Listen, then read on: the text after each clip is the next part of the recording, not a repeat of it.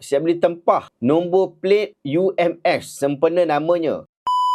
Untuk warga Kuantan atau Pahang, saya nak nasihatkan jika tuan-puan nak menyumbang duit kalian, hati-hati. Inilah dikatakan oleh orang family planning, kan? 1. Pondok tua di Kuala Penuh. Katanya untuk isteri tua, isteri pertama, yang kecoh baru ini kerana mencuri elektrik dari TNB. Kini dihuni oleh segernya sahaja di pondok tersebut dengan pelajar hanya 11 orang sahaja. Bil elektrik selalu minta derma untuk keluarga, bukan untuk pelajar pun sebenarnya, kan? Ahli keluarga lebih ramai dari pelajar di sana, kan? 2. Rumah tamu An-Nur yang katanya dijadikan rumah isteri keduanya terletak di hadapan tapak pasar malam Kampung Peramu Kuantan. Siapa yang tanggung semuanya? 3. Rumah baru bina di sebuah tapak wakaf di Pantai Sepat pula katanya untuk isteri ketiga. Atas tanah wakaf boleh ke buat rumah untuk isteri? Mana pewakaf tanah? Masjid yang dilancarkan dulu, tapi rumah isteri muda yang siap dulu. Adakah masjid hanya sebagai kolam pancing duit derma? 4. Katanya tapak wakaf Pantai Sepat untuk buat kolej Islam, tetapi kemudian bertukar jadi rumah orang tua. Kemudian bertukar jadi chalet untuk orang kaya pula yang ada duit untuk derma. Atau untuk Pak Ustaz planning hari tua. Katanya ada yang sudah menderma untuk pembinaan, tetapi tiada tapak pun dibina atas wakaf mereka. Ada yang tarik diri tetapi tiada dapat kembali duit mereka. Apakah seorang Pak Ustaz mampu buat kerja macam ni? 5. Katanya dari sumber sahih, duit derma pondok terbakar atau sengaja bakar dulu dapat dalam 1.2